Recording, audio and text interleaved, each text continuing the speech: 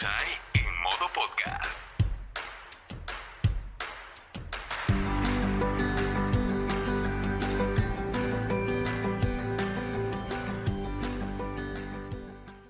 ...1971... Richard Nixon, Estados Unidos, cambia las reglas del juego. Ya la emisión de deuda no estará más respaldada por el oro.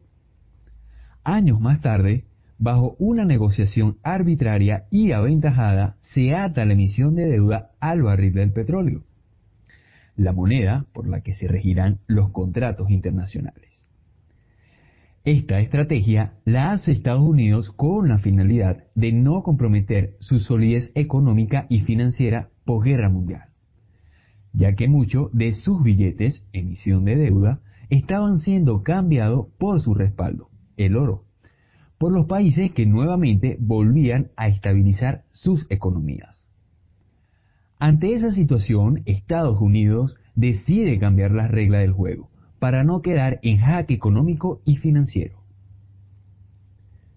Todo esto, hasta cierto punto, fue aceptado ya que los otros países usaron la misma estrategia para apalancar sus economías y su crecimiento económico. Emitirían deuda que no estaría respaldada por nada, sino por la confianza de quienes usaban dicha ficción monetaria. Todo ello impulsó un crecimiento y desarrollo acelerado de la economía y la tecnología nunca antes visto en la historia de la humanidad. Sin embargo, eso era la punta del iceberg, porque el precio de todo ello era la vulnerabilidad de los ciudadanos, principalmente la llamada clase media y clase baja, puesto que quienes se hacían con el poder comprometerían el presente y el futuro de quienes representaban a costa de emisiones de deuda, como respuesta y solución a mejores condiciones económicas. Ciertamente se consiguieron mejores situaciones económicas, pero dichas situaciones favorecieron aventajadamente a quienes ejercen el poder y quienes están dentro del juego de los bancos y los mercados bursátiles. Tanta ficción monetaria terminó desvirtuando la economía, y hoy en día hemos llegado a un punto en el que yo definiría como hard reset o reseteo total, puesto que todas las actividades económicas y financieras desencadenadas después del acuerdo Bretton Woods se han hecho tan complejas, volátiles y frágiles que un estornudo en los países con las divisas fuertes es una gripe segura en los países con divisas o monedas no fuertes. Todo este panorama me lleva a plantearme que hoy en día estamos expuestos a una inflación compuesta, término que lo derivo del concepto financiero de interés compuesto. Veamos, si el interés compuesto es aquella operación financiera en la que el capital aumenta al final de cada periodo por adición de los intereses vencidos, entonces la inflación compuesta es aquel escenario donde la inflación original se ve aumentada por la insostenibilidad inflacionaria de otros escenarios, donde a su vez estos otros escenarios se ven nuevamente afectados por la inflación original.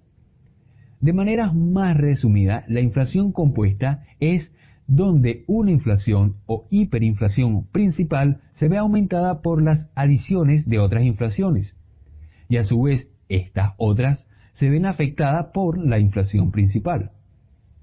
Acá el término compuesto es aquel efecto donde las fluctuaciones son simultáneas, complejas, volátiles y graduales, y a una escala indefinida y desmedida. Esta inflación compuesta se diferencia de la inflación exponencial porque una inflación exponencial sería un aumento lineal, pero en la inflación compuesta el incremento es no lineal, su comportamiento es interactivo y desmedido.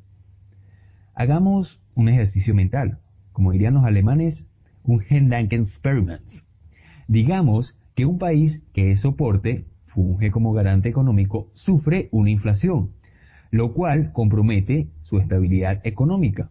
Esta querrá trasladar las pérdidas a quienes le adeuden y cesará o extenderá sus pagos o financiaciones con sus acreedores. Ahora bien, digamos que esos deudores y acreedores a su vez se apalancan con sus políticas de deuda pública, políticas monetarias y emisión de deuda. por lo cual, bajo un escenario inflacionario del país partner, los países no partner, los dependientes, por decirlo de algún modo, se verán sacudidos por dicha inflación, a una escala mayor, ya que estos países tendrán que aumentar sus bienes y servicios para poder afrontar los pagos con dicho país partner. Esta inflación en los países no partner será a su vez trasladada al país partner. ¿De qué manera? Con retrasos en pago, cancelación de suministro, pérdida por bancarrota, etcétera, etcétera, etcétera. Quien a su vez nuevamente querrá trasladar su inflación por esos incumplimientos o por esos escenarios en bancarrota a ellos, es decir, a los no partner. Todo esto de la inflación compuesta es como jugar a pasar la pelota, con la connotación que con cada pase de pelota, la pelota se hace más grande, más pesada y toma mayor velocidad. Y en vez de ser una sola pelota, hay varias pelotas al mismo tiempo. La dificultad en esto está en que no siempre todos podrán recibir o recibirlas y volver a lanzar o lanzarlas. Todo este escenario anteriormente expuesto de la inflación compuesta parece sacado de un mito del fin de los tiempos. Parece ser un escenario poco alentador y muy sombrío. Sin embargo, como siempre muestra la historia de la humanidad, seguro inventaremos alguna solución para no afrontar de manera sensata dicha situación. De seguro, se verán rescates financieros de manera recurrente para estirar los colapsos financieros por venir. Todo este análisis o planteamiento acerca de la economía post-Bretton Woods no lo hago con el fin de crear una especie de sensación apocalíptica o paranoica, sino para alentarlo a usted a que considere lo comentado acá, sobre todo a que considere alternativas en su vida que le permitan ser parte de la solución. Nos vemos en un próximo Insight y recuerda que la vida no es un libreto. Esta información llegó a ti gracias a la influencia de Conciencia, la única medicina que cura todo sin traslados y recomendada por la University, University, and Other Einstein Society, Facundo Cabral y Ernesto Sabato Inc.